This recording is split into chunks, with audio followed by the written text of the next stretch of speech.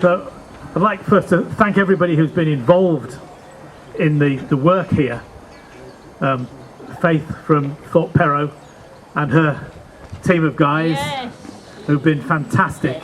They've worked amazingly, and a lot of them are former soldiers who've been working and supporting us here, and have done a fantastic job.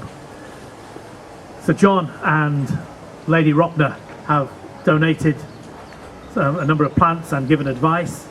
Braithwaites have been very involved. The diocese has given us a significant amount of money. We've had homeless people who've been here. They've slept and spent time with us and helped in the garden while they've been here. We've had students and young people on work placements. We've had people on restorative justice. We've had the schools. We've had members of the community. We've had volunteers from church. So many people. It's unreal.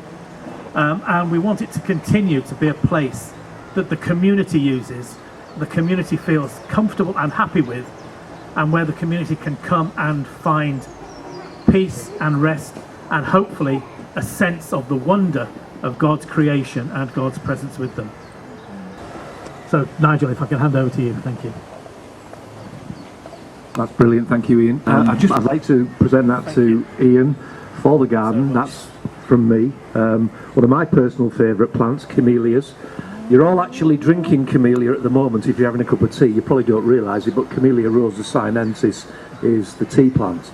So this is Camellia williamsii, one called Debbie, which is a lovely double pink, which I'm sure will give many years of enjoyment and pleasure in the garden when people are walking around.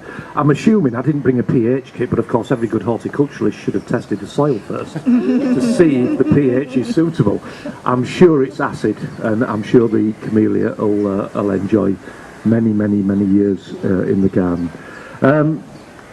I always think coming around a garden, it's obviously a lot of work has gone into the garden.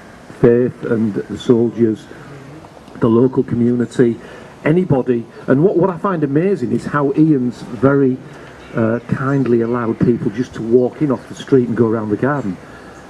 In this day and age, you know, I'd be slightly nervous about doing that, but I think it's fantastic that we've got people who are allowed to walk into the garden, enjoy the garden, and I'm assuming bring a trowel and do some weeding, do a bit of planting. If they want to, they'd be more than welcome. Exactly.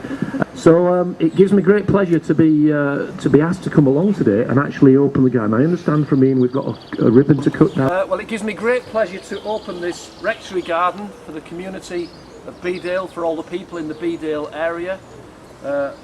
Long may you enjoy the garden and all those that weed in her. Thank you. Thank you. Thank you.